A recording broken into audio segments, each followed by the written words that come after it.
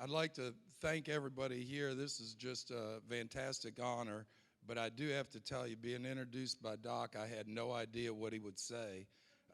Just as all of you that know him have no idea what he's going to say at any time, any place. And I wish I could tell this whole story, and he's telling you that he's not going to do this or that.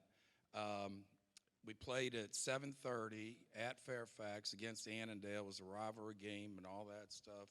And it was 4:30 in the afternoon, and I look, and our athletic director, Pat Lang, says, something's going on the field.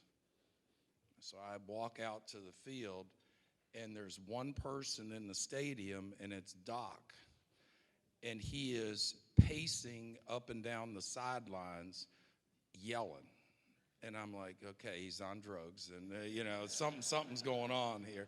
So I said, what we're doing? He says, I'm pumped up. We got to win this game. I said, okay, it's 4:30.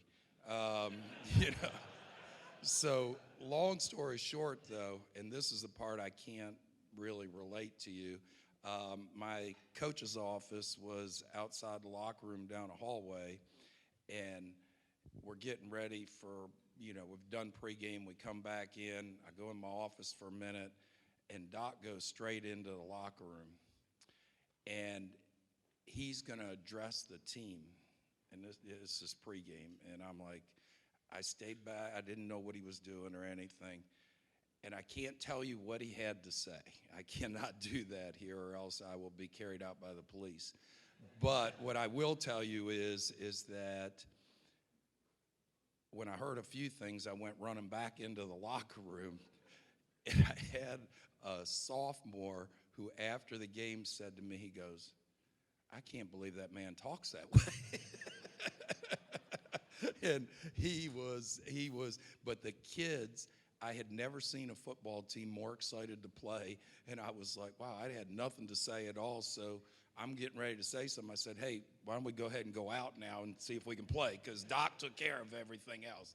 But I just want to say that this award just is a wonderful thing. This whole organization is just a tremendous thing.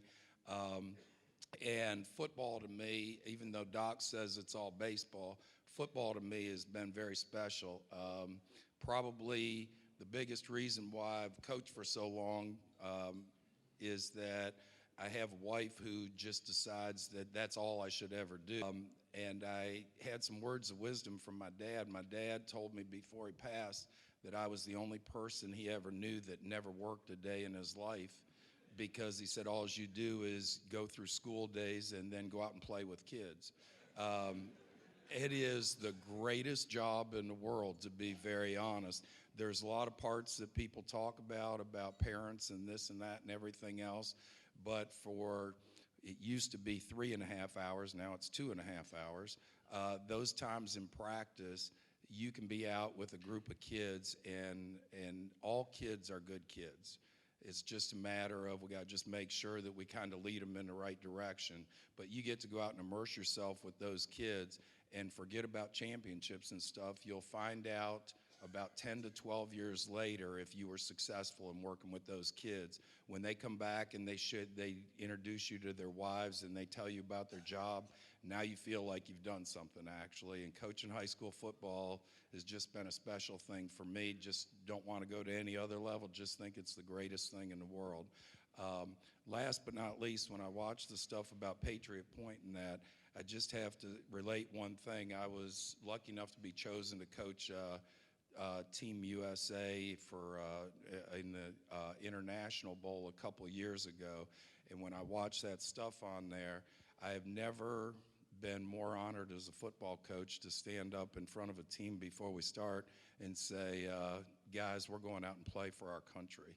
And watching that stuff today just brought back those memories, and I think it's something really special. So something I believe in, but God bless the United States. So that's great.